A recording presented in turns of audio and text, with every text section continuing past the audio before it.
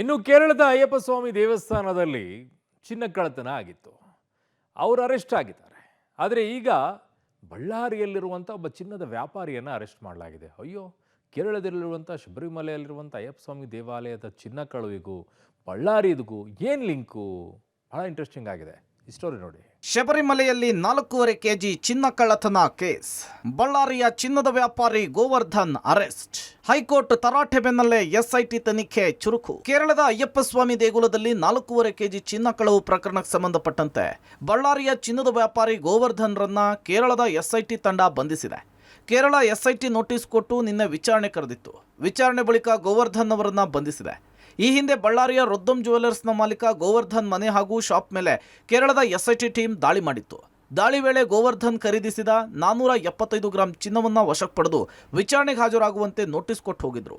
ಇದೀಗ ಪ್ರಕರಣದ ಪ್ರಮುಖ ಆರೋಪಿ ಉನ್ನಿಕೃಷ್ಣನ್ನಿಂದ ಗೋವರ್ಧನ್ ಚಿನ್ನ ಖರೀದಿಸಿರುವ ಆರೋಪದ ಹಿನ್ನೆಲೆಯಲ್ಲಿ ಬಂಧಿಸಲಾಗಿದೆ. ಈ ಮೂಲಕ ಈ ಪ್ರಕರಣದಲ್ಲಿ ಬಂಧಿತರ ಸಂಖ್ಯೆ 9ಕ್ಕೆ ಏರಿಕೆಯಾಗಿದೆ.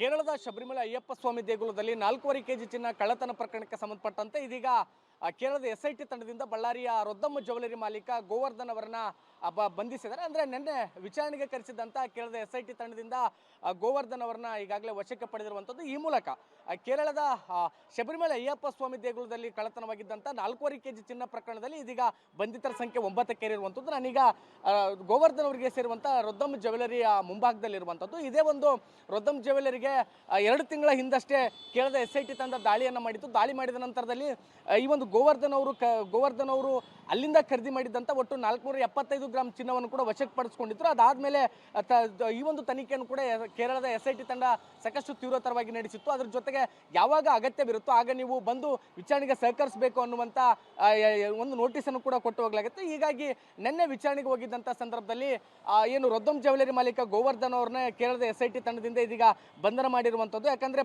ಪ್ರಕರಣದ ಪ್ರಮುಖ ಆರೋಪಿಯಾಗಿದ್ದಂಥ ಉನ್ನಿಕೃಷ್ಣನ್ ಅವರಿಂದ ಗೋವರ್ಧನ್ ಚಿನ್ನ ಖರೀದಿಸುವ ಆರೋಪ ಇತ್ತು. ಹೀಗಾಗಿ ವಿಚಾರಣೆಗೆ ಕೂಡ ಕರೆಸಲಾಗಿದೆ. ಗೋವರ್ಧನ್ಗೆ ಚಿನ್ನ ಕೊಟ್ಟಿದ್ರು ಉನ್ನಿಕೃಷ್ಣನ್ ಅವರೇ ಅಂತ ಹೇಳಿ ಈ ಹಿಂದೆ ಗೋವರ್ಧನ್ ರೆಡ್ಡಿ ಹೇಳಿದ್ರು. ಇದೇ ವಿಚಾರವನ್ನ ಎಸ್ಐಟಿ ತನಿಖಾ ತಂಡದ ಮುಂದೆಯೂ ಕೂಡ ಬಾಯ್ಬಿಟ್ಟಿದ್ರು.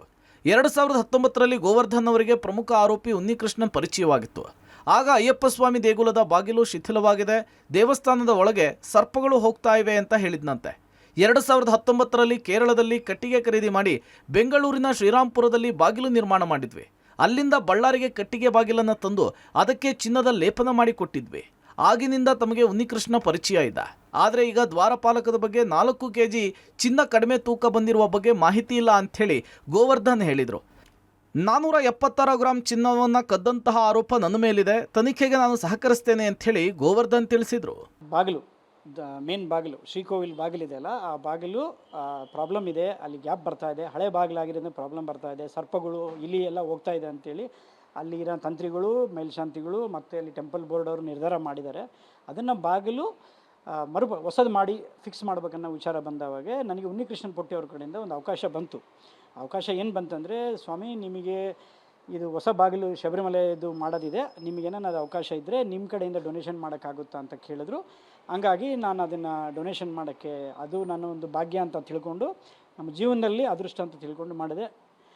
ಇದು ನಡೆದಿದ್ದ ವಿಚಾರ. ಒಟ್ನಲ್ಲಿ ಕೇರಳದ ಶಬರಿಮಲೆ ಅಯ್ಯಪ್ಪ ಸ್ವಾಮಿ ದೇಗುಲದಲ್ಲಿ ಕಳ್ಳತನವಾಗಿದ್ದ 4.5 ಕೆಜಿ ಚಿನ್ನವನ್ನು ಈಗಾಗಲೇ ಎಸ್ಐಟಿ ತಂಡ ವಶಕ್ಕೆ ಪಡೆದಿದೆ. ಆದರೆ ಇದರಲ್ಲಿ ಯಾರು ಹೇಗೆ ಭಾಗಿಯಾಗಿದ್ರು ಅನ್ನೋದರ ಸಂಪೂರ್ಣ ಮಾಹಿತಿಯನ್ನ ಎಸ್ಐಟಿ ಕೋರ್ಟ್ಗೂ ಕೂಡ ಸಲ್ಲಿಕೆ ಮಾಡಿದ್ದು, ಈ ಕೇಸ್ನಲ್ಲಿ ಉಪ್ಪು ತಿಂದವರು ನೀರು ಕುಡಿಲೇಬೇಕು ಎನ್ನುವಂತಾಗಿದೆ. ಆರೋಪಿತರೆಲ್ಲರೂ ಕೂಡ ಈಗ ಜೈಲು ಕಂಬಿ ಹಿಂದೆ ಬಿದ್ದಿದ್ದಾರೆ. Amaresh, public TV, Ballari.